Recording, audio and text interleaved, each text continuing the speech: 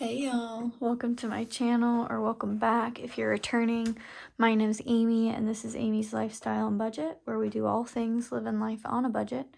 In today's video, we will be closing out my bi-weekly paycheck and seeing how I did.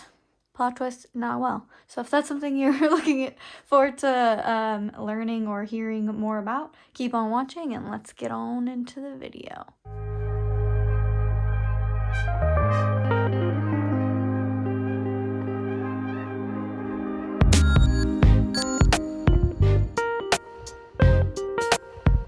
So I started in my checking with $436, ended with just over $44, which is not good. If that isn't an indicator that things did not go well, I don't know what is.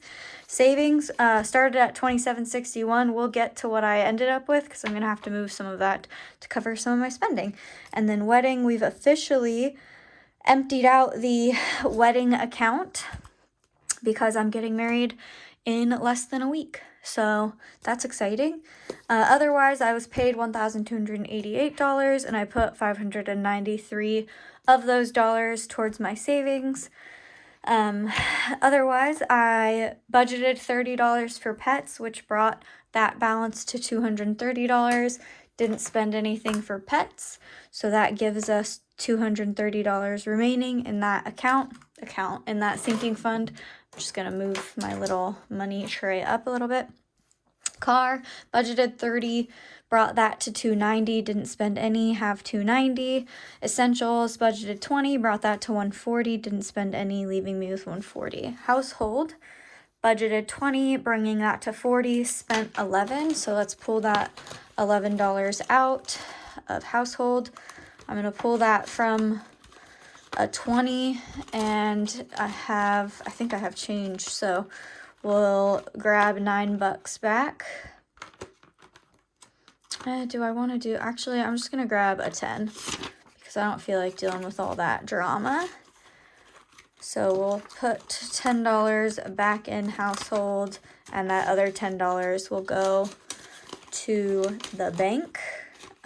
So that leaves us with $30 remaining in household.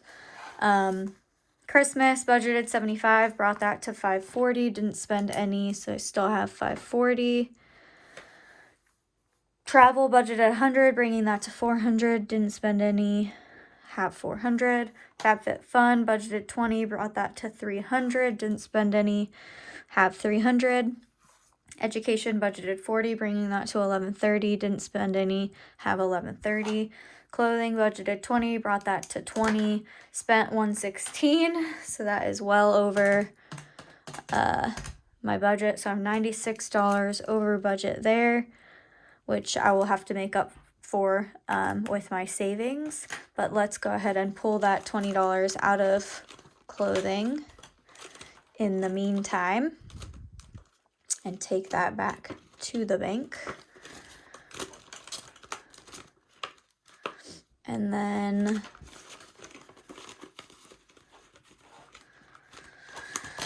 all right, gift, budgeted $10, brought that balance to $10, didn't spend any, so still have $10 in gift. Okay, groceries, budgeted $200, spent $64, leaving me with $136. And you might be thinking, oh my gosh, that's so great. It's not great because that means I was eating out way more. So gas, budgeted $60, spent $31, so that leaves me $29 under budget. But food, budgeted $50, spent $286, which is insane. I really need to get it together. So I'm $236 over budget. Tragic. And then miscellaneous, budgeted $20, spent $352, so I'm $332 over budget there, so hence the savings that I will be digging into. Additionally, digging into savings, it's not a good pay period for savings. I had $800 still in my wedding account. I spent $1,537, so I'm over budget there as well. These last minute wedding things I was not prepared for, so $737 over budget in wedding. Gonna continue to be over budget in wedding, so we probably will not be putting any savings for my next paycheck. We'll just be taking that and using that for the wedding. So anyways, lots of talking. Let's see how much I need to be moving from my savings, which again, I budgeted $593 a paycheck. That would have brought the account to $33.54, but we'll have to see how much I'm actually going to be spending. So when we think about the over budget amount, so the difference between what I was under budget here and over budget is what I'll move from savings.